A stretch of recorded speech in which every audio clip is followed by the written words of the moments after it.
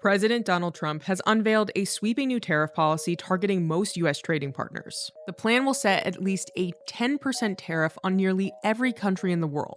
Some countries will be hit harder than others. President Trump and the White House shared a series of charts on social media showing the tariff rates they say other countries impose on the U.S. and how the U.S. will reciprocate. How did they get to those tariff rates? I think that when we figured out that was a little puzzling because, what we have confirmed now is the way they got to those rates. There's the formula. It looks kind of complicated, but it's actually rather simple. They took the trade deficit, the administration took the trade deficit and divided it by the imports from that country to the United States, and then assumed that number, that rate that they got, was all the ways that they're ripping us off, whether it's currencies or taxes or tariffs. To a lot of trade experts, Kelly, it's gibberish. That's really the problem. And I called up these trade experts and I said, have you ever heard of this? And they said, no. Do you know anybody who's ever used this formula to determine the trade burden or onus or whatever? And everybody said no.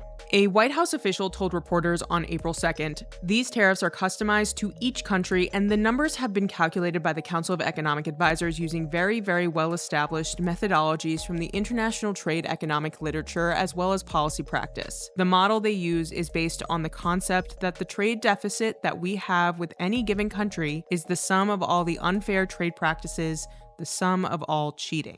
We were all trying to figure out, is this based on value-added taxes? Is this tariffs? It doesn't line up with any known applied trade policies. It took people who weren't actually steeped in this day to day to say, hey, this is just correlated with trade balances. The White House is naming all of these policies they're supposedly reciprocating against.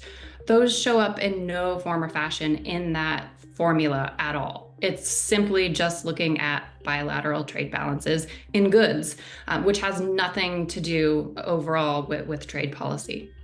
The administration calculated each country's tariff rate using this formula. The tariff rate equals the U.S. trade deficit with that country divided by the U.S. imports from that country. For example, the U.S. claims that China charges a tariff of 67%. The U.S. ran a goods trade deficit of $295.4 billion with China in 2024, while imported goods were worth $438.9 billion. When you divide $295.4 billion by $438.9 billion, the result is 67%, just like the graphic the administration posted. Chronic trade deficits are no longer merely an economic problem. They're a national emergency that threatens our security and our very way of life. It's a very great threat to our country. For nations that treat us badly, we will calculate the combined rate of all their tariffs, non-monetary barriers, and other forms of cheating, but we will charge them approximately half of what they are and have been charging us. The idea was essentially that any type of trade deficit that the U.S. economy would have with any trading partner would be perceived as essentially an unfair advantage that the U.S. would be given to another economy. And that's why they use the trade deficit relative to imports from that economy as the basis for these reciprocal tariffs. When you're just focused on trade deficits vis-a-vis trading partners, and you're trying to bring these trade deficits down to zero, you're essentially starting a trade conflict that is very similar to what we call as economists a beggar thy neighbor type of policy, because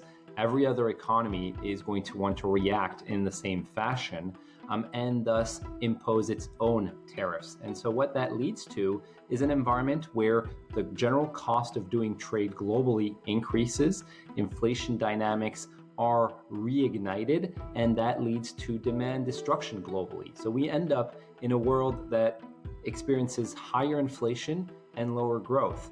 And that type of policy is detrimental to U.S. economic activity, but also global economic activity.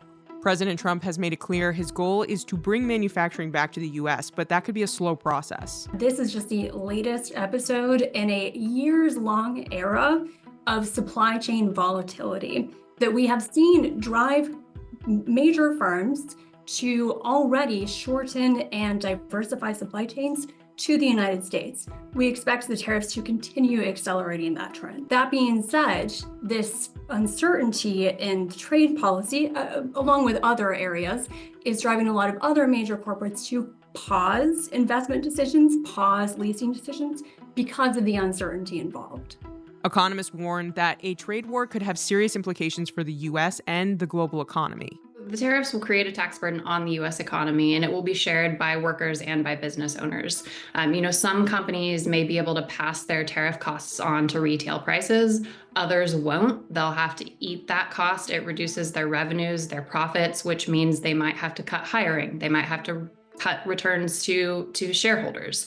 So in either way, whether the cost is passed forward or passed backward, it's American workers and American business owners who bear that burden. We're now going back to an era where essentially each country would be forced, in a sense, to produce more domestically, even if that leads to heightened inefficiencies and a higher cost of trade globally.